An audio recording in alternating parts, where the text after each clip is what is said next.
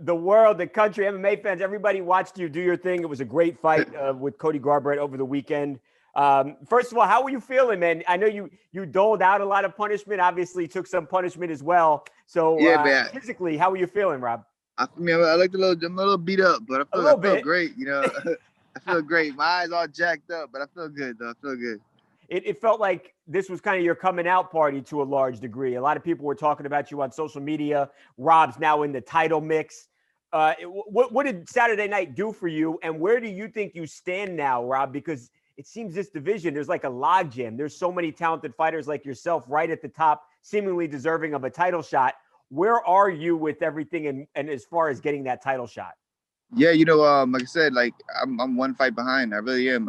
We have the champion. He's got to obviously do the rematch with Peter Yan, and then you have Cory Sandhagen versus TJ Dillashaw. That needs to happen.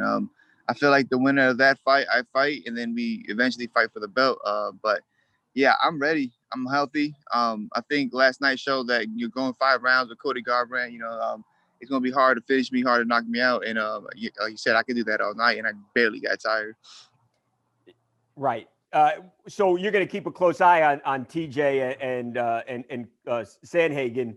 How do you match up with those guys? Is there one you want more than the other? What's your thoughts on that fight that's going to happen at the end of June now? That's been rescheduled. Man, that's going to be a fucking amazing fight. They have similar styles. TJ's obviously has more experience and probably has a little more power. Cory Sandhagen's a lot longer, just as fast, just as quick, and just as crafty. I think I'm taking Cory Sandhagen on that. I wouldn't mind matching up with both of those guys. I think I hit harder than them. I definitely believe, I'm a little more accurate than both of these guys. So, regardless who wins the fight, I'll be there. I'm ready to challenge them for sure. And how about with your boxing and with Peter Yan's boxing too? That'd be a hell of a fight. That man, honestly, if I could just skip all the nonsense and get straight to Peter Yan into that belt, that'd be ideal. But I don't see it happening. This was a big theme around the fight. Your like origin story, how you got started, and literally delivering pizza and seeing some Yep. guys doing jiu-jitsu. Do you ever sit back and think how wild it is? You're in the main event of a UFC fight, and what if you didn't go deliver that pizza to that I house? know, Like, man. I'd be so pissed, man. yeah, It's crazy, man.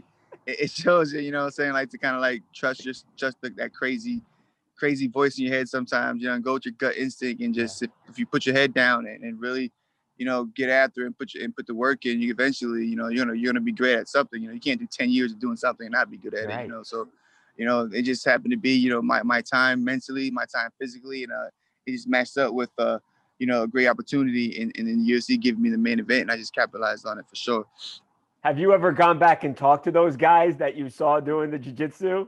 I haven't. I actually went to a different school that they recommend, but I just did an interview the other day. I'm trying to like look these guys up and saying give them a shout out and tell them hopefully they're still training. But no, I actually ended up at I looked up a different school that they had a couple more accomplished fighters at the Right. time in that area, and then I ended up going to that school. It's just wild to me too that because there's like a thought that if you weren't wrestling as like an 8-year-old that you never amount to anything in MMA, right? And Yeah, you and clearly proved that I that's not kind of right. like I Yeah. think I proved that saying like I look at it differently. I don't have those nagging injuries that the 8-year-old wrestler has that brings it into MMA. I don't have I wasn't in the gym getting beat on like some of these boxers. Saying I don't have those sparring rounds. I don't have those those long burnt out like feelings that some of these kids have. They've been burnt out since they was Yeah. 5 years old. They've been doing karate. So I didn't have that. So it kind of me it's like a brand new toe every time I go to the gym. Like I'm like, oh my god, I got to train. Like I can't wait to train. Yeah. And then again, like another thing is with this, if you don't train, you end up looking like this, and I don't want to end up looking like this anymore. So it doesn't take much for me to get in the gym and train.